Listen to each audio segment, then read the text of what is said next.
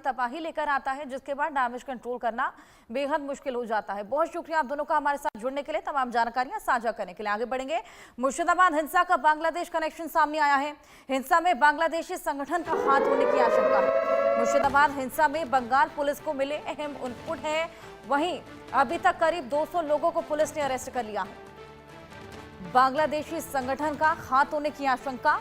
जिस तरीके से लगातार मुर्शिदाबाद में हिंसा धधक रही है और हमने देखा आगजनी की तस्वीरें लगातार वहां से सामने आ रही हैं, पथराव, और ऐसे में हिंदुओं को वहां पर खास तौर पर निशाना बनाया जा रहा है। ऐसे में अब बांग्लादेश का हाथ भी मुर्शिदा हिंसा के पीछे नजर आने लगा है। बंगाल पुलिस को ये बेहद अहम इनपुट मिला है और अभी तक करीब आपको बताएं 200 लोगों को पुलिस ने अरेस्ट कर लिया है। लगातार इन सभी से पूछताछ भी जारी है। ऐसे में शुरुआती जांच में ये बात निकलकर सामने आ रही है कि कहीं ना कहीं मुर्शिदाबाद में हिंसा जो लगातार धधकती हुई नजर आ रही है, उसके पीछे बांग्लादेश का हाथ भी हो सकता है। बांग्लादेशी कनेक्शन भी सामने आने लगा है। 200 लोग जो कि पुलिस के हिरासत में हैं, जिन्होंने लगातार उपद्रव मचाया था, आगजनी, पथराव, इन तमाम चीजों को अंजाम दिया था। जिस तरीके से हमने देखा बंगाल की धरती हिंसा की आग में धधकती हुई नजर आ रही थी। यहां तक कि पुलिस वालों को भी निशाना बनाया गया। पुलिस वालों के लिए पूरी स्थिति को कंट्रोल करना बेहद मुश्किल हो गया था। ऐसे में तमाम टुकड़ियां यहां पर और तैनात करनी पड़ी थी, जिसके बाद जो मंजर वहां पर बना था उसकी तस्वीरें हमने आपको दिखाई थी। 200 लोग जो कि पुलिस की गिरफ्त में हैं, लगातार उनसे पूछताछ की जा रही है और ये बेहद बड़ा एंगल जो कि निकलकर सामने आया है कि मुर्शिदाबाद हिंसा में बांग्लादेश का हाथ भी हो सकता है। बांग्लादेशी संगठन जिसका नाम अब इस पूरे हिंसा में जुड़ने लगा है। तमाम हिंदुओं को इसमें अपनी जान गंवानी पड़ी। पुलिस के लिए भी बेहद मुश्किल हो गया इस पूरी स्थिति को कंट्रोल करना। रेनिक हमारे सहयोगी हमारे साथ जुड़ गई हैं, उनसे और जानकारी लेंगे।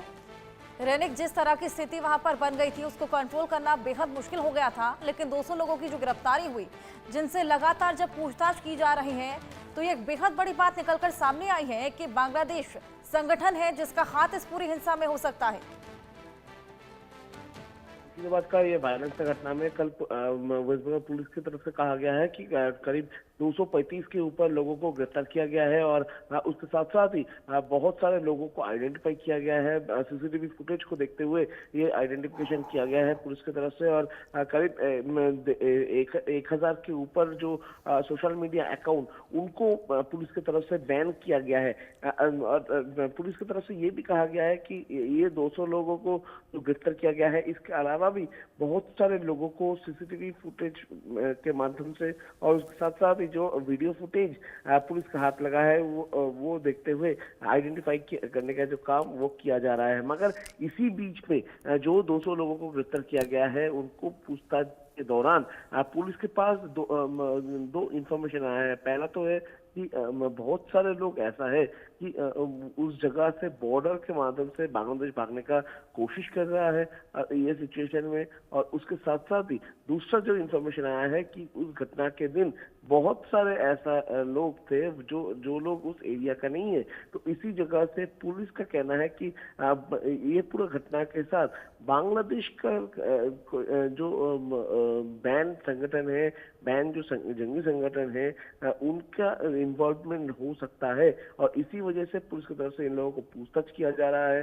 पुलिस की तरफ से ये देखा जा रहा है कि जब ये घटना घटा था उसके पहले कोई मूवमेंट हुआ था कि नहीं, क्योंकि जैसे कि पुलिस के सूत्र के हवाले से खबर मिल रहा है कि 11 तारीख जब ये घटना घट रहा था, 11 तारीख जो प्रोटेस्ट हो रहा था, ठीक उसके अगले दिन यानी 10 तारीख रात में मुर्शिदाबाद से 5 बांग्लादेशी को इलीगल ट्रेसपासिंग के तहत गिरफ्तार किया था मुर्शिदाबाद पुलिस। और उसके बाद ही 11 तारीख इस तरीके का जो घटना घटा है और उसी को देखते हुए पुलिस का कहना है कि जिस तरीके से घटना को अंजाम दिया गया है, उस घटना के पीछे कोई बड़ा साजिश हो सकता है। इसके पीछे पूरा प्री प्लान भी हो सकता है ये पूरा घटना। तो वक्त का विरोध को सामने रखते हुए इस तरीके का घटना घटाने का कोई एक प्लानिंग भी किसी की तरीके से हो सकता है लॉ एंड ऑर्डर को नष्ट करने के लिए। और इसी वजह से पुलिस की तरफ से जो इन्वेस्टिगेशन इस बात में कोई दो राय नहीं कि इसके पीछे कोई बेहद बड़ी साजिश हो सकती है। अभी फिलहाल वहां क्या स्थिति बनी हुई है रहने?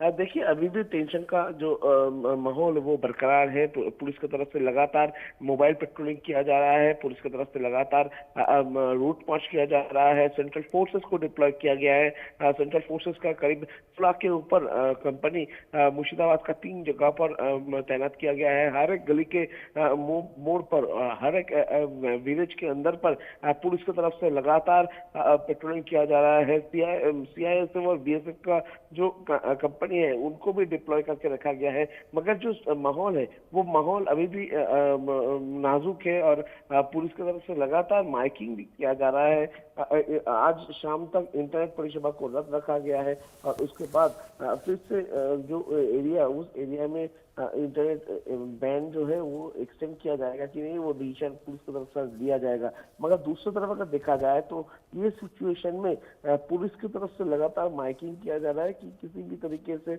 अफवाह ना फैलाया जाए और किसी भी तरीके से टेंशन का माहौल ना तैयार हो, इसके ऊपर लगातार पुलिस की तरफ से नजर रखा जा रहा है। और उसी के साथ साथ ही पुलिस की तरफ से अभी लगातार कार्रवाई किया जा रहा है। जो लोग भी 160 तोड़कर रास्ते में निकल रहे हैं उनको पूछताछ किया जा रहा है। जो एरिया से बाहर का एरिया से इस एरिया में एंटर कर रहे हैं स्थिति वहां पर बेहद खराब हो गई थी, जिसको कंट्रोल करना भी अपने आप में बेहद मुश्किल हो गया था।